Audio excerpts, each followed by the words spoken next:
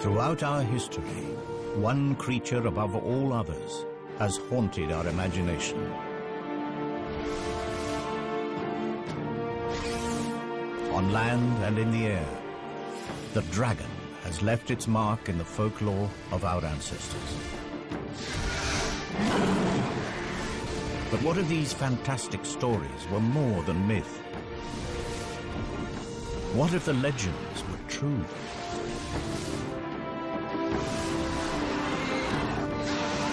This is the story of a unique family that survived from the time of the dinosaur to make a final stand in the Middle Ages.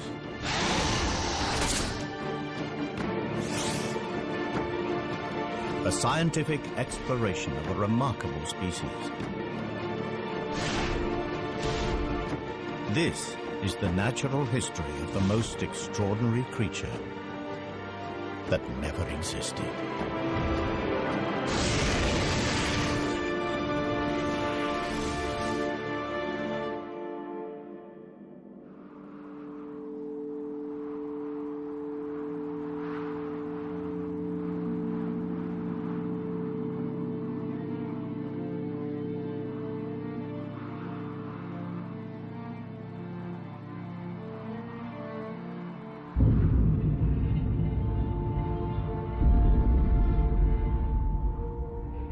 The Cretaceous period, a time when the world was ruled by the most fearsome predator that ever walked the earth. Tyrannosaurus Rex. The T-Rex has been forced to this remote place from his usual hunting ground. Something has been raiding his territory, and food has become scarce. He hasn't eaten for days.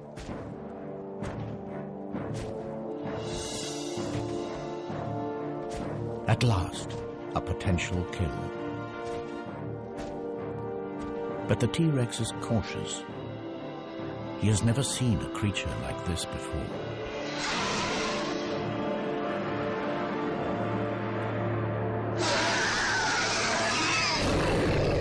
Hunger drives him on. The T-Rex has a clear weight advantage. So his prey bluffs, extends its wings to give the illusion that it is much larger than it really is.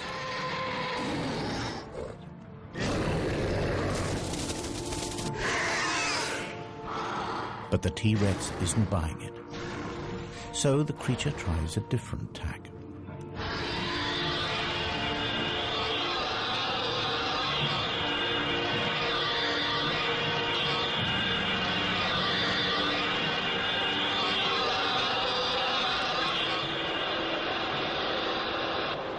Cry carries for miles.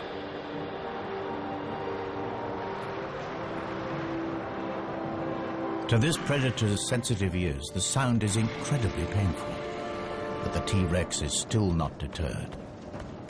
And up here, there's nowhere to hide. But it is the T-Rex, not his prey, that is fatally exposed. They are not alone.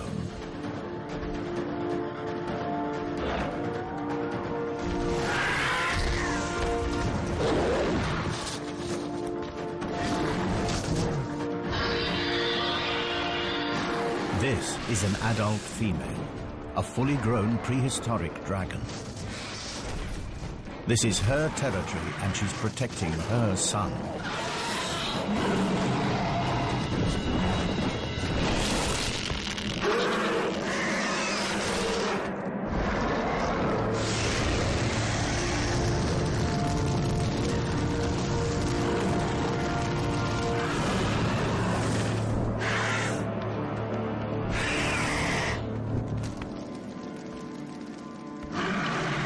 The Tyrannosaurus will not last the night. But the mother is also seriously injured. With a broken wing, she can no longer hunt to feed herself or her offspring.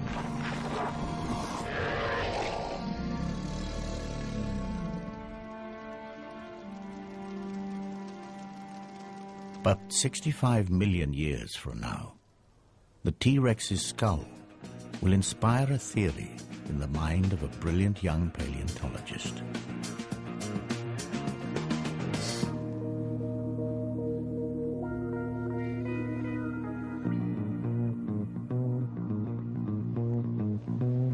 This is one of only 3 intact T-Rex skulls that have ever been found. It all started 5 years ago when I discovered this complete T-Rex in Montana. It was big news. Dr. Jack Tanner, paleontologist, an overnight celebrity.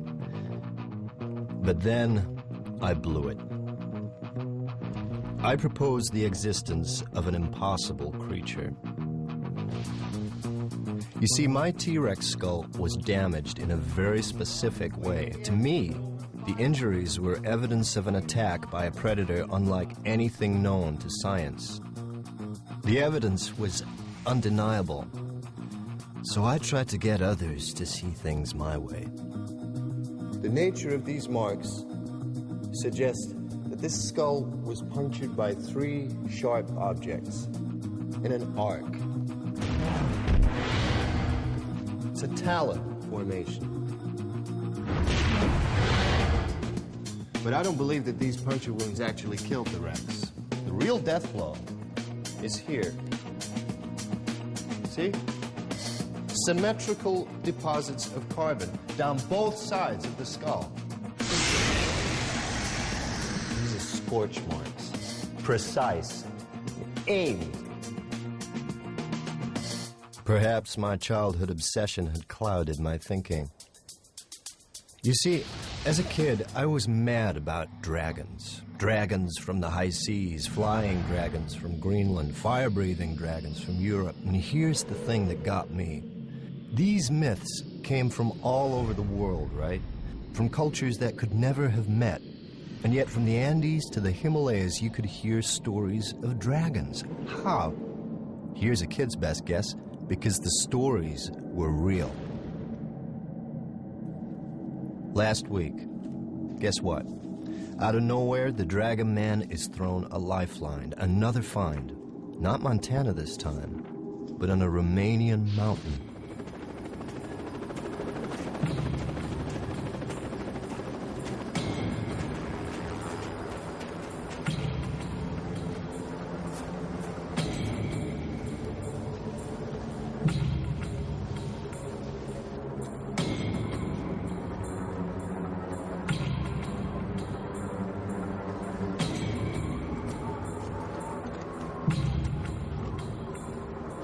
Extreme skiers had fallen into a network of ice caves. They found something horrific.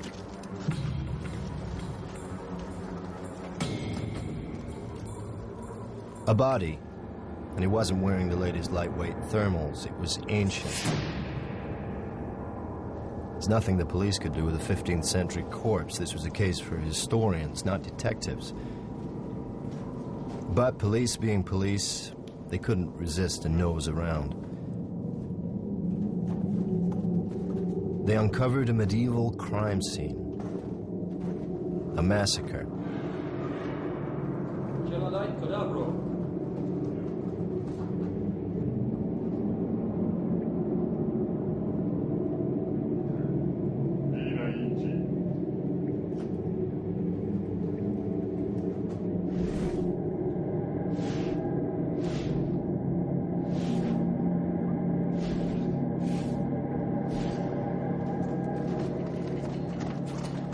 They moved deeper into the cave and soon wished they hadn't.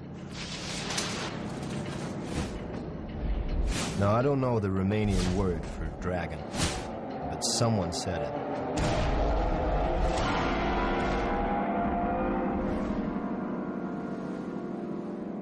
So the Romanians contact the museum in London. Is this thing a hoax or what? Now, the museum, they're ready to pass. They have an international reputation to maintain. I get to hear about it and figure I'm the perfect solution. The man with no reputation to lose.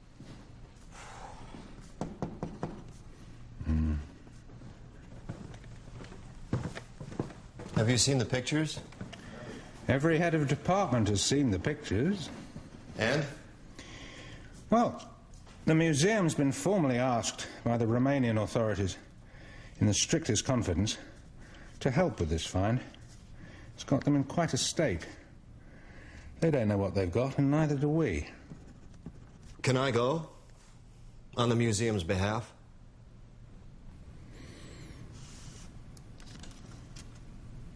I can call a meeting.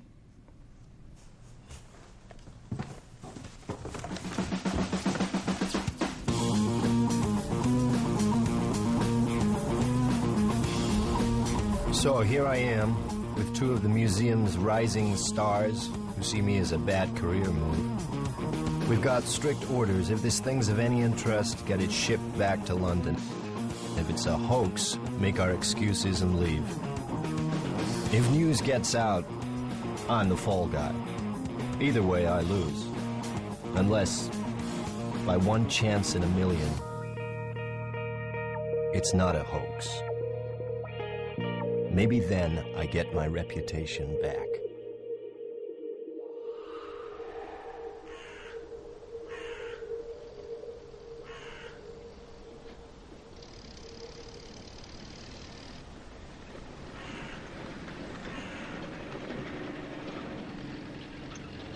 It starts badly.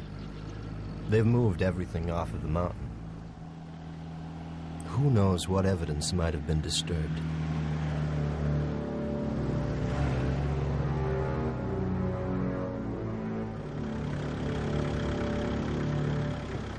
So we're in the backwoods, at a makeshift mortuary in an overgrown shed.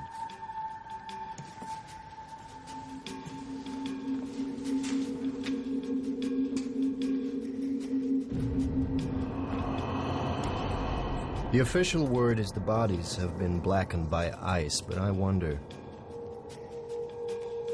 Ask me, I'd say they have a different story to tell. But I mind my own business. My assignment is through here.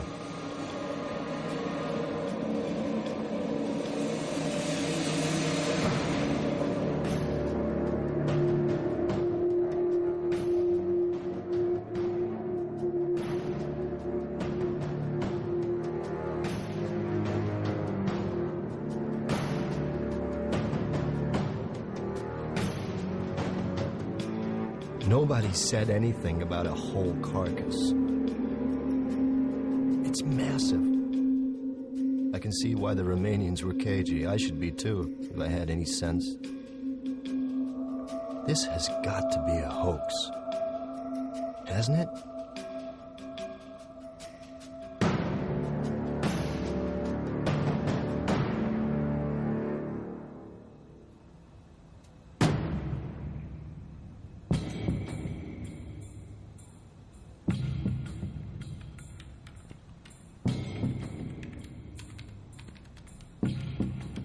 Okay, so let's get this over with.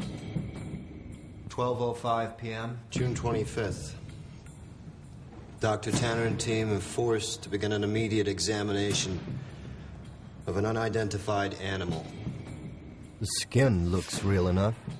Too well preserved. If this is a hoax, it's the best I've ever seen. Okay, sweetheart. What are you?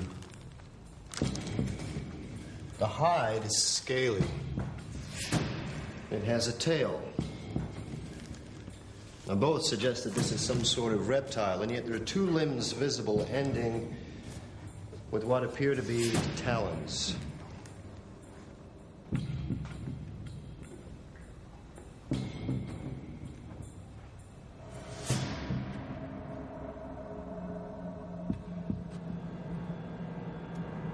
Now, these are general characteristics.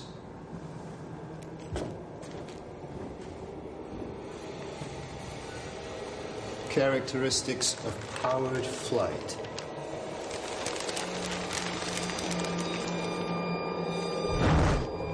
Could this thing really fly?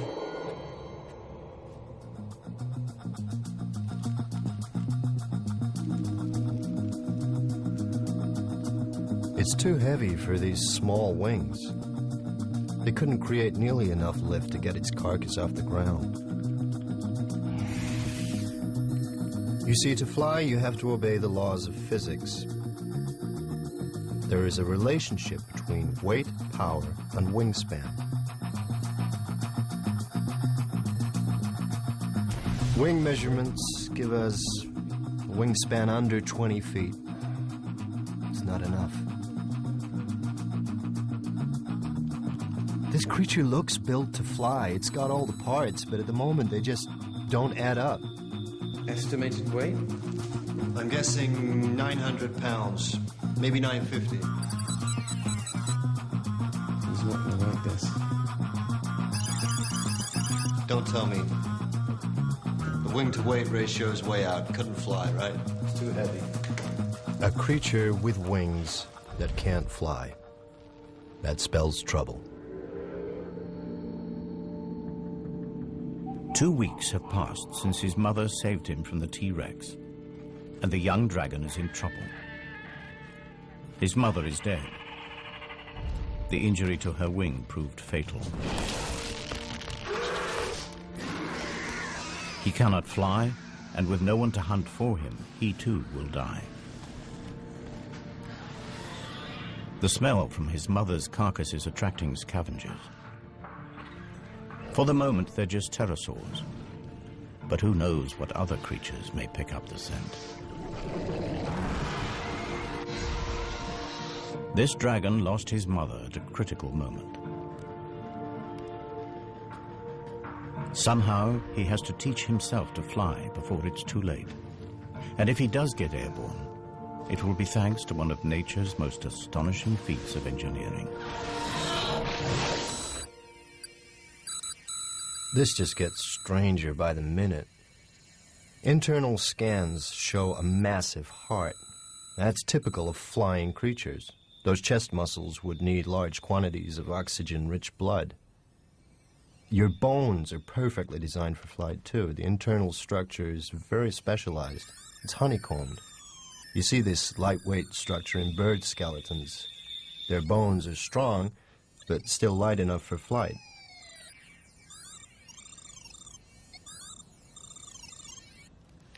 But you're still too heavy for those wings. Come on, what's your secret? Any good news? There's something unusual inside the chest cavity. What are these? The image is too fuzzy. We don't have time to speculate. I'm going inside.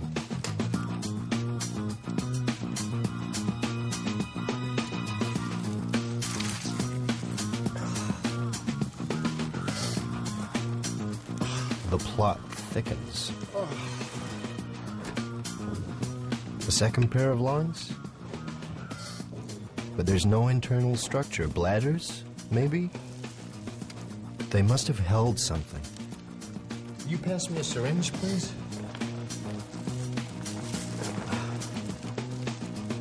Thank you.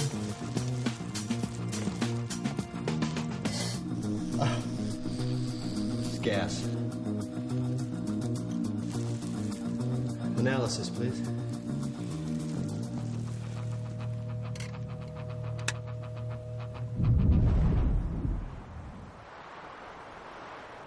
Unable to hunt, the young dragon exploits the only food available to him. His mother's meat will keep him alive for a few days. But if he can't fly, he can't hunt. His future looks bleak. Yet, even in death, his mother may still help him. In their gut, all creatures contain bacteria that help them to break down food. And as they do this, they release gas. But the bacteria inside dragons are unique, and the gas they produce is special. It is channeled into 2 storage chambers, the dragon's flight bladders.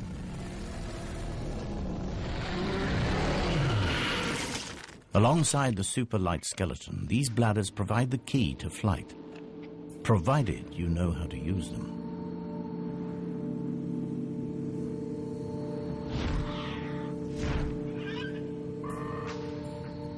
This young dragon will have to learn fast. The scent of his decomposing mother has attracted the most dangerous creature imaginable. An aging male dragon. Its broken horns and dull markings betray a dragon at the end of his days, and this is bad news for our juvenile.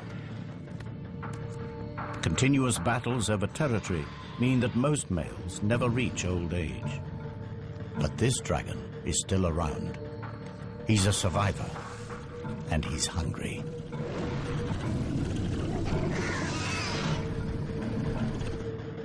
The youngster senses that given the choice, he'd prefer fresh meat.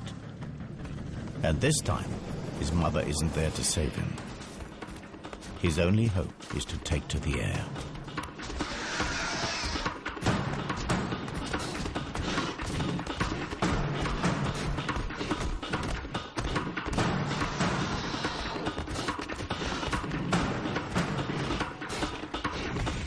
Okay, gas composition, predominantly hydrogen. Hydrogen. It's 14 times less dense than air. It's odorless, colorless. You put hydrogen in a balloon, what happens? It floats away, right? The juvenile heads for the trees. The old male cannot fly here.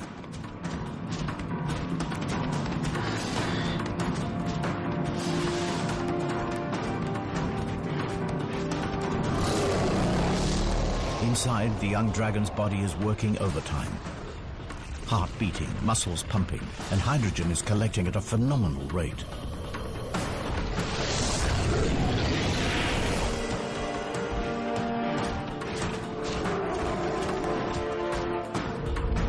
Fully expanded. What would you say is the cubic capacity of one of these things? 15 cubic feet. There are two. That's 30. 30 cubic feet. A pump full of hydrogen. What kind of lift does that give us? Not quite there, but maybe.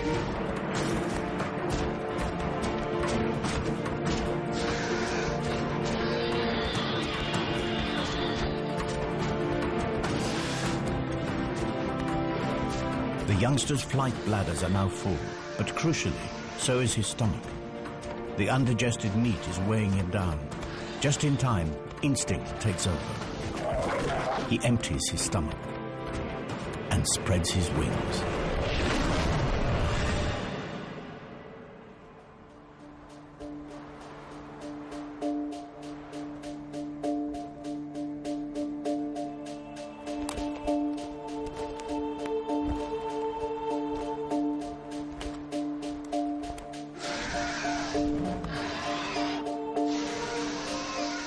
Exhausted, the old male abandons the chase. Our young dragon has found his wings, just in time, and for the very first time in his life.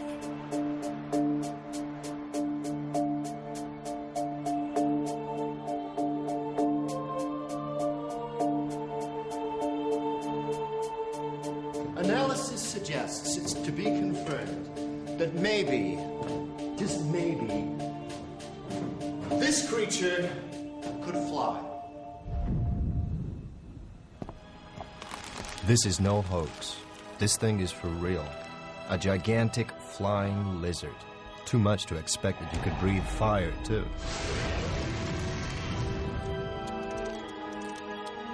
If it's interesting, bring it back to the museum. That was the plan. Well, it's interesting, all right. But let's see what else we can find out before we have to leave. Okay. Time to put our heads into the lion's mouth.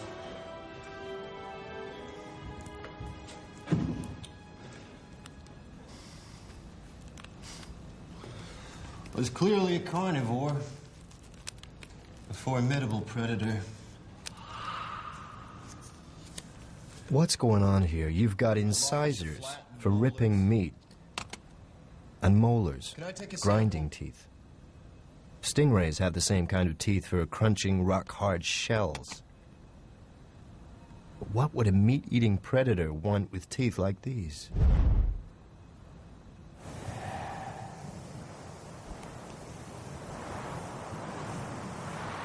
Several years have passed, and our juvenile is now a young adult. But he is homeless. Without territory, he will never have a regular supply of food, and he will never mate. But his time has come. In the past, he has strayed accidentally inside the territory of dominant males. Today, there is no mistake. It is a daring act. Half of all young males are killed in territorial battles. The dull coat of adolescence has transformed into a vibrant display designed to intimidate rival males.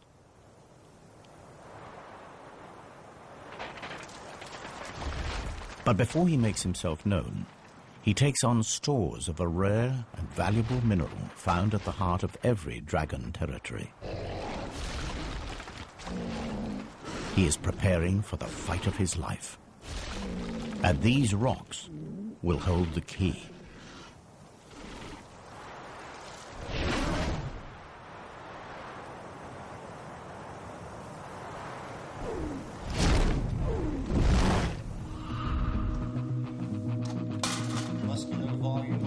The inner surface of the mouth is incredible.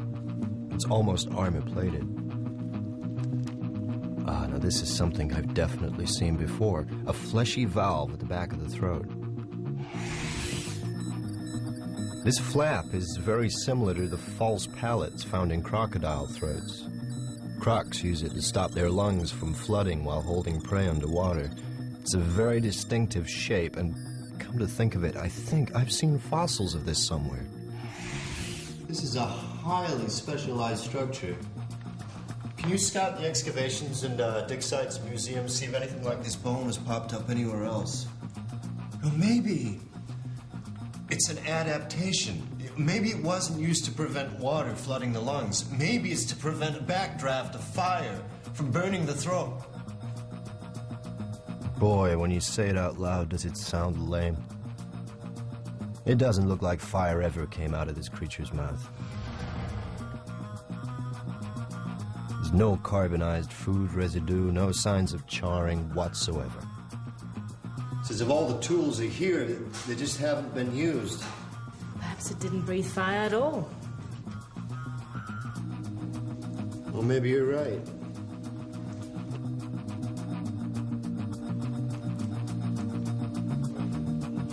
Let's take a step back. Nature isn't constrained by our lack of imagination. Think about it.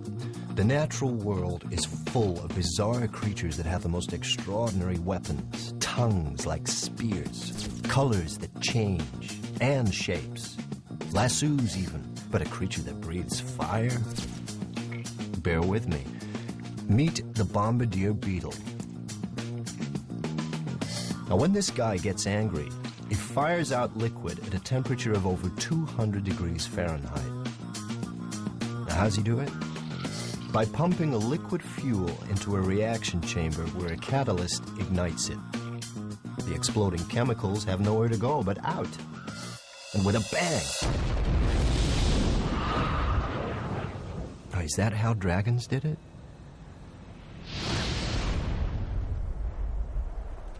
In the heart of his territory, the resident dragon, the alpha male, blasts a warning into the air. It signals that he is fit, healthy, and confident enough to waste precious fire on a display. The message is not lost on our young challenger.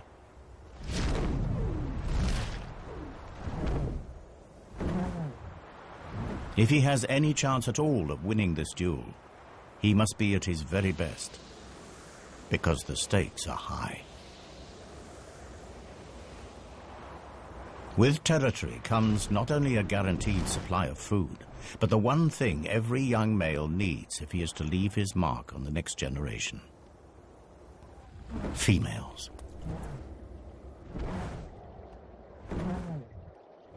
And this female is the reason he is here.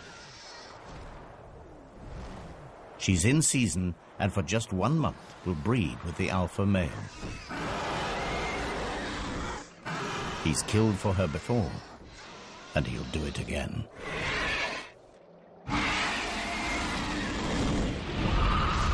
Okay. Back to basics. What do we need to produce fire? We need fuel, and we need something to light it with, an ignition system. We need a light, combustible material. Like gas?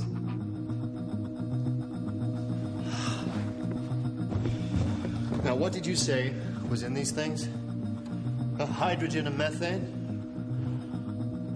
How could I have been so stupid? I need a light.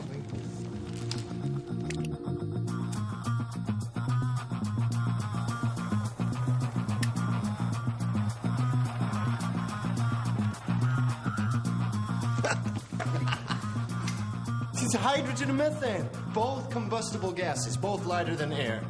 These sacks double up as buoyancy aids and fuel stores. Evolution at its most economical. So far, so good. But how did you ignite it?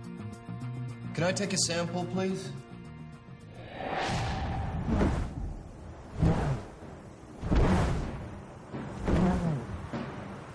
The alpha male is an experienced warhorse. With nothing to prove, he's lost the bright colors that mark out the young challenger.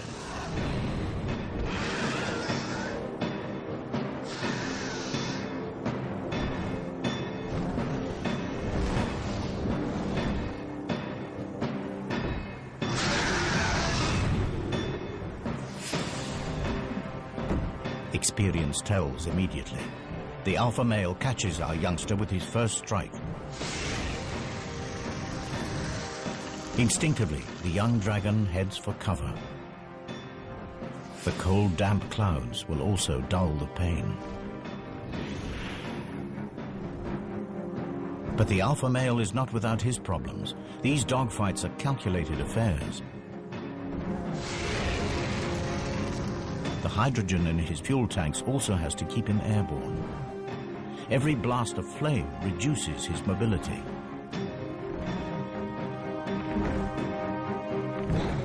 The challenger appears to accept defeat. He heads for the territorial boundary. It seems that now his best hope is to escape with his life. The alpha male drives on. He would rather finish him now. But he has misjudged his young opponent. The youngster is faster, more agile, and crucially, he has a full payload to burn. Wouldn't you know it? That sediment on the creature's molars, it's rock, with particularly large traces of platinum. Platinum is not just a precious metal, it's also a catalyst. Like our old friend the bombardier beetle, fuel needs an ignition system. And when platinum combines with oxygen and hydrogen, it combusts.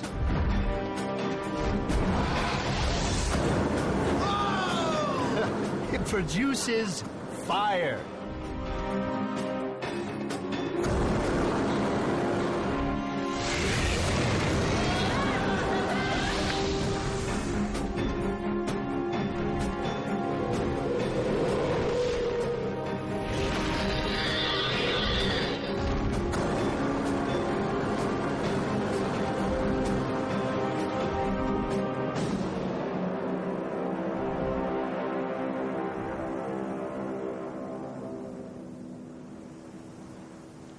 Our young pretender has triumphed. The female prepares to accept her new dragon overlord. All his life, he's fought the odds, and at last, he's made it. My theory was right after all, and you're the proof. You could fly, you could breathe fire. 65 million years ago, one of your ancestors killed my T-Rex.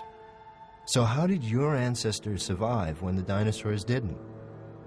The natural history of our planet tells me that it simply couldn't have happened. 65 million years ago, at the peak of our dragon's success, a curtain comes crashing down on the Cretaceous period.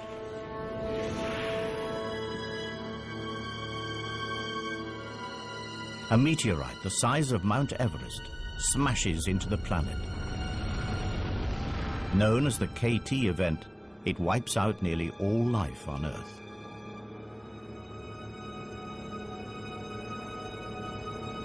But somehow your species did survive. How?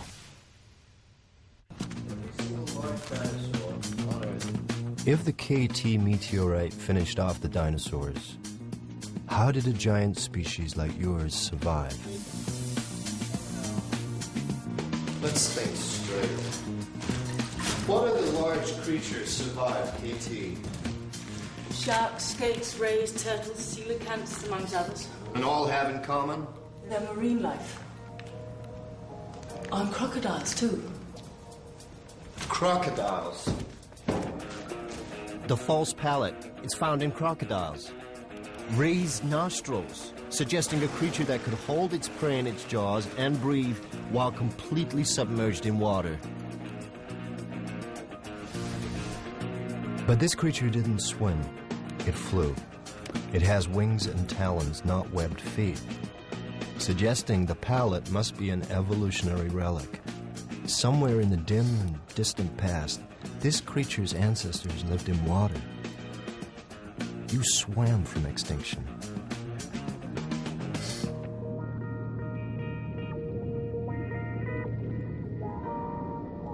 Water did indeed provide dragons with the escape route from one of the deadliest events in the Earth's history. But not the prehistoric dragon. The land-living dragon was indeed wiped out. But it was not alone. The dragon family had another branch. At the time of the KT catastrophe, the prehistoric dragon had a cousin, the marine dragon. Both species were descended from a common ancestor, but they followed very different evolutionary paths. The marine dragon lived in the sea, and life in the sea was less affected by the KT event.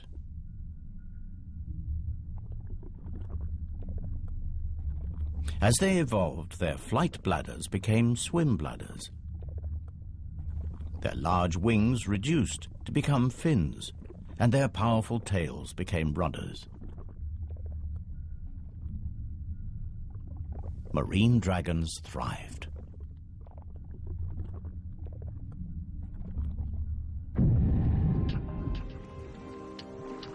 Then, as global temperatures rose and the land recovered, some marine dragons returned to shallow waters.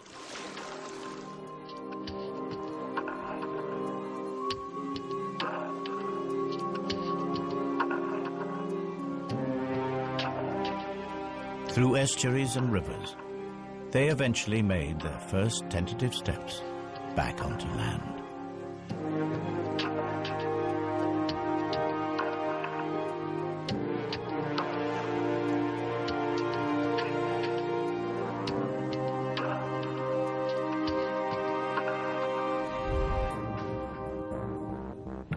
The sea serpent. Are the legends actually about marine dragons?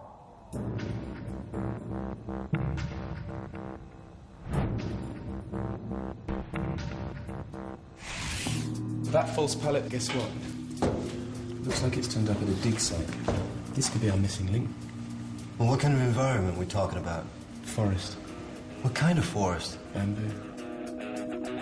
I knew I'd seen the palette before. It was in that excavation in China. I thought it had been from an extinct branch of crocodilian. Turns out to be much more exciting. So the water dragon came back on land and evolved into new species, at least one of them in Asia. Forest dwelling. What would you be like? Well, in Chinese mythology, dragons are low-slung, elongated, slender. The kind of body one would expect from an animal that's recently adapted from water. Was it really suited for life in a forest?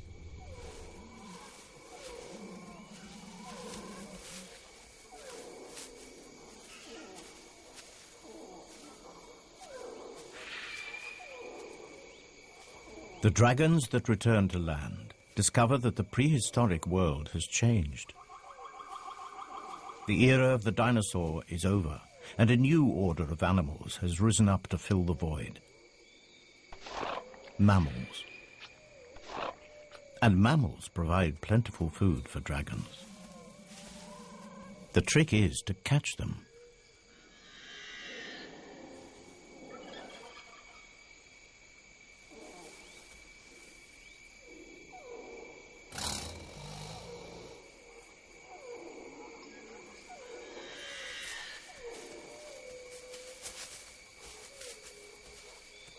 The superb camouflage and silent movement has made this dragon all but invisible in the bamboo forest.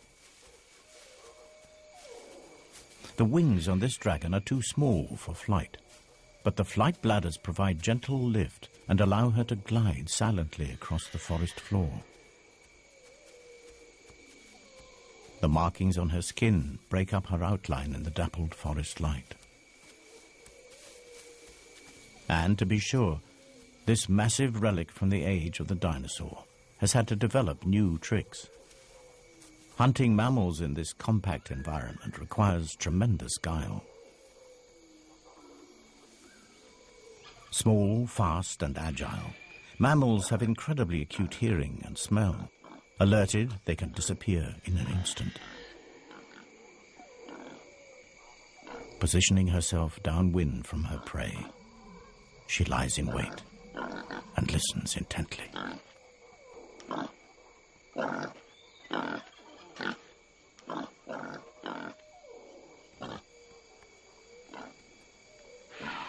But she's not ready to strike just yet. Not before unveiling a highly specialized weapon that gives her an edge against this wary prey.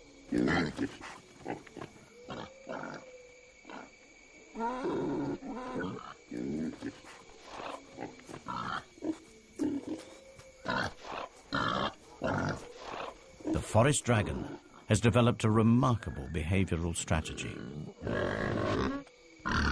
Mimicry.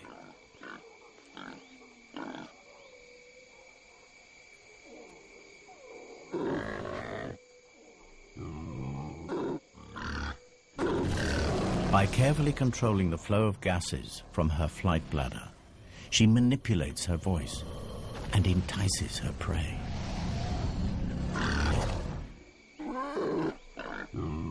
But her hunt is disturbed. There's an intruder in her territory, a creature that will come between this dragon and her prey for the last time. It's not just the invasion of her territory that riles her, or the loss of the odd meal. This animal is a real and emerging threat to her very survival.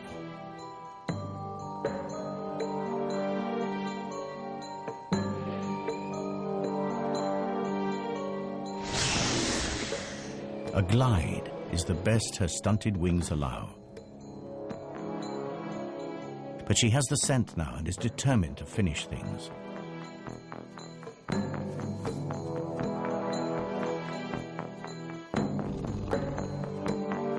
Smaller and more mobile in the forest undergrowth, the new mammalian predators are proving to be accomplished hunters.